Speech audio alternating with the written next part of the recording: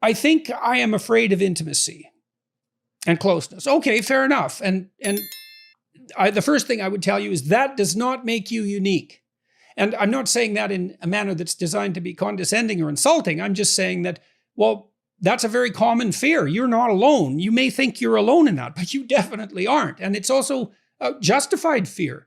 I mean, if you allow someone to be close to you, then you open yourself up to them and they can hurt and betray you. So of course there's reason to be afraid. So what do you do about that? Well, there's reason to be afraid of lack of intimacy and distance. You want to be alone for the rest of your life? That's a frightening thought. In all likelihood, it's not that easy to get through life on your own. You know, it's lonesome and difficult. And if you're in trouble, you don't have someone to help you out, and you don't have someone to help when they're in trouble, and you don't have anyone to share your triumphs with, and all of that. So that's not good. So you might be afraid of intimacy, but you should be at least as afraid of its lack. And so maybe those fears can balance. You know, you say, well, I'm afraid of intimacy, so I won't go there. Well, you're not afraid enough of being alone. And so you got to bring that up. It's like, yeah, well, I don't want to be alone for the rest of my life, assuming you don't. It seems like you don't, because you said, I want to try to be in a romantic relationship. So you want this. And it does look like fear is inhibiting you to some degree, because you're 25 and it sounds from the tone of your question that you haven't been in a relationship before. So it could easily be fear that's stopping you. So let's talk about trust for a second. You might say, well, why should I trust when I could get hurt? And that's a good question. You trust when you're naive because you don't know you can get hurt.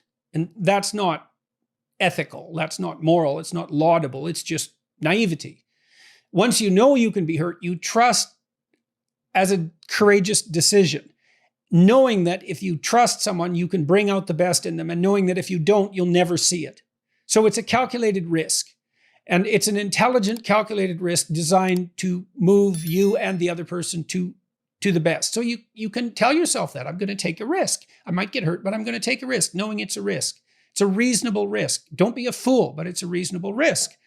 And remember that you have some reason to be afraid of intimacy and closeness, but you know, you should also see both of those as positives on your side. To be intimate with someone means that you can share your thoughts with them and think things through with them, and you can share your triumphs and your disappointments and all of that. You broaden out your life. You broaden out your ability to solve problems.